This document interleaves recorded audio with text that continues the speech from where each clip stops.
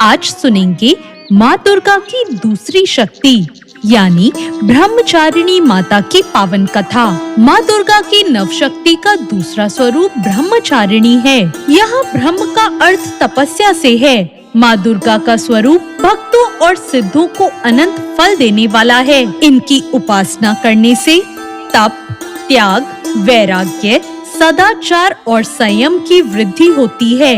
ब्रह्मचारिणी का अर्थ है तप की चारिणी यानी तप का आचरण करने वाली। देवी का यह स्वरूप पूर्ण ज्योतिर्मय और अत्यंत भव्य है। इन देवी ने दाएं हाथ में जप की माला ले रखी है और बाएं हाथ में कमंडल धारण कर रखा है। पूर्व जन्म में इन्हीं देवी ने हिमालय के घर पुत्री के रूप में जन्म लिया था और नारद जी के उपदेश से इन्होंने भगवान शंकर को पति के रूप में प्राप्त करने के लिए बहुत ही घोर तपस्या की थी। इसी कठोर तपस्या के कारण इन्हें तपचारिणी यानी ब्रह्मचारिणी नाम से भी जाना जाता है। 1000 वर्ष तक इन्होंने केवल फल फूल ही खाए और शाक पर निर्वाह किया और बहुत से कठिन उपवास रखे। खुले आकाश के नीचे वर्षा और धूप के घोर कष्ट भी सहे। 3000 वर्षों तक टूटे बेलपत्र खाए और भगवान शंकर की आराधना करती रही। इसके बाद तो उन्होंने सूखे बेलपत्रों को खाना भी छोड़ दिया और फिर कई हजार वर्षों तक निर्जल और निराहार रहकर तपस्या की। कठिन तपस्या के कारण देवी का शरीर एकदम क्षीण हो गया। देवता, ऋषि, सिद्धगण, मुनि सभी ने ब्रह्मचारिणी की तपस्या को अभूतपूर्व पुण्य कृतज्ञ बताया और उसकी सराहना की और कहा, हे देवी, आज तक किसी ने इस तरह कठोर तपस्या नहीं की। यह तो बस आपसे ही संभव हो पाया है।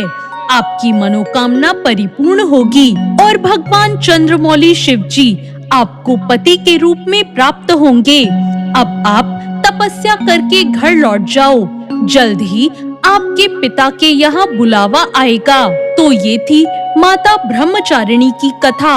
इन देवी की कथा का सार ये है कि जीवन के कठिन संघर्षों में भी हमें मन को विचलित नहीं होने देना चाहिए।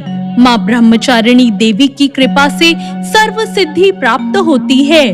दुर्गा पूजा के दूसरे दिन देवी के इसी स्वरूप की उपासना की जाती है। माता ब्रह्मचारिणी के पूजन से पहले स्नान करके शुद्ध हो जाएं, फिर माता की प्रतिमा रखें या तस्वीर लगाएं। पूजा करते हुए शुद्ध मन से माता के नाम का स्मरण करते रहें।